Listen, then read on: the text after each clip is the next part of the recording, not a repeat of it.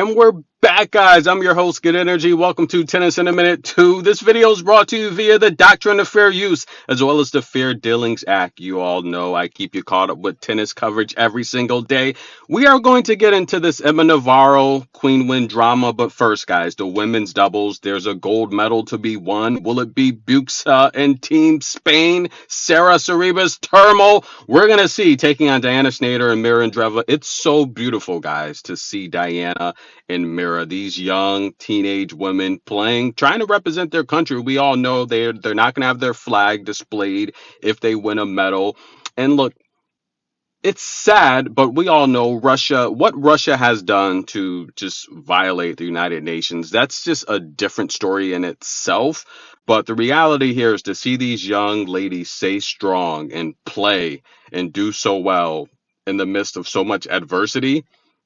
More power to them. May the best duo win that matchup. Now, Jasmine Polini, aka Little Italy, aka Ciao Bella, yes, and Sarah Irani, Italy, they are doing it, guys. If Jasmine and Irani win a gold medal, I will be one of the happiest players in the. Well, okay, I'm not playing now. You guys know I had surgery. I haven't been able to bring you a lot of content. Not only have I been traveling, but I'm like so sore and injured. I had surgery, so I'm not 100%. So I'm trying to give you as much coverage as I can, but keep in mind I am dealing with an injury that I'm nursing, so I just haven't been able to give you as much tennis coverage. And for those that have come over to the new channel, thank you for the love. But let's get into it, guys. The bronze medal match, Iga Swiatek taking on Ann Karolina Smedlova. I mean, you have to like Iga's chances in that, but I mean, even going back to that first match with Big U,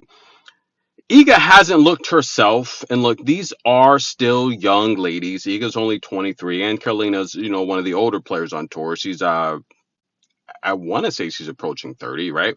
But the reality here is she's strong, she's very powerful, got a good backhand, but I like Iga's footwork, and I talked about how Ann Carolina during that early American run from the Indian Wells, from Texas to the Indian Wells, how she just kept falling down, right? Her footwork's not that great, but she's playing well. And this is the thing about the Olympics. It only comes once every 4 years. And the ladies that really take it seriously, this is why players win gold medals that we never expect to win, because it only comes around 4 years. And players really give their all representing their country. I've always thought the Olympics was a big deal, but I guess I'm in the minor, with that opinion. But the reality here is I just feel that players play their hardest during the Olympics, and this is why we have so many upsets and surprises. But who's had the worst Olympics? It's got to be the Americans. What about Qinwen and Emma Navarro, guys? A lot of drama here. Qinwen had match point. She had the opportunity to win this match. And I mean, she choked, she blew it, and she's getting a lot of criticism from fans online for her remarks and what she said. Some of the fans are saying, look, spoiled rich kid syndrome, sore loser. That's right, guys.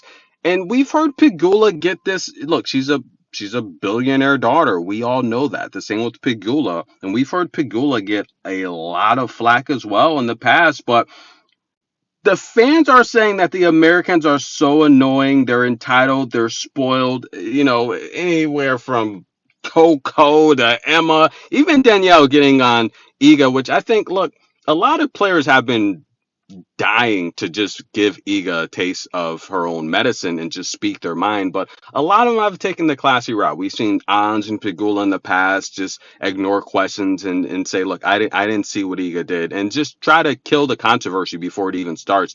But Danielle Collins, I just feel, even with her retiring or not, this was bound to happen, and I just felt that Iga taking so long during the break, she's entitled to 5 minutes, she took 9. That really upset Danielle Collins, and she's not going to hold back. But in this match here, Emma Navarro, now she kind of hinted that it was something that kind of started in the locker room. And the same with Danielle Collins. If you're not familiar, these tennis players they play their opponents, and they literally share the same locker room, right? So they're kind of in this small space, of course, depending on the tournament they're in. But for the most part, they're kind of near the area of their opponent within the same training facilities. The camps are passing each other all week long. And she just feels that Qinwen's attitude and demeanor in the locker room, behind the scenes, it doesn't make for good camaraderie. And we all heard Emma Navarro talk about just having camaraderie with the Americans. She said it's very important to build good, healthy relationships, traveling and seeing these players so much. And a lot of people don't think that, or at least Emma Navarro, she doesn't think that Qinwen is that type of player that promotes a good locker room. Now, what she said in particular was, which is kind of, I don't know, you guys tell me how you feel. She said, I told her I didn't respect her as a competitor. Uh, she says, I think she goes about things in a pretty cutthroat way. It makes for a locker room that doesn't have a lot of camaraderie. And she said it's tough to face an opponent like that. And she said she doesn't respect her.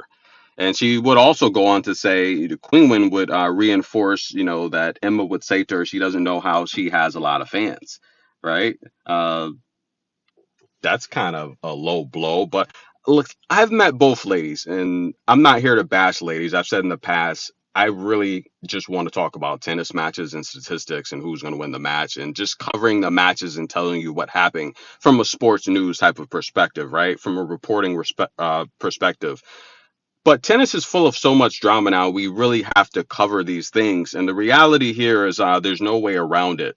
I've met both ladies. I think they're both classy. And I don't know if seeing someone pre-match is really a way. I mean, you're going to form your opinion anyways, but I don't know if it's a good way to really judge someone's character, how they're preparing for a match. She's from China. She's disciplined. Like she's going in there to kill her opponent. So I don't know if Emma's right. But again, I don't know what's been happening behind the scenes. What do you guys think? Was Emma out of line? Was her comments disrespectful?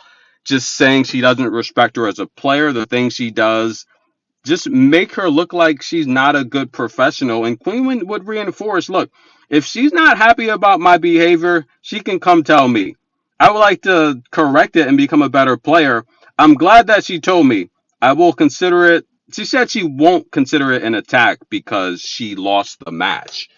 Uh, Queen wins something else, guys. Listen, what do you think? China's in the building. Queen wins gonna have the chance to win gold. She's gonna have a good chance to win gold at that, guys. Taking on Donna Vekic, who she beat last year at the the other portion of the WTA finals, right? The Elite Trophy. Queen might win gold, guys. Comment below. Was Emma wrong? Is Queen wrong? I don't know, guys. I'm just getting caught up. I'm back in America. Stay tuned. Tennis in a minute. We'll be back.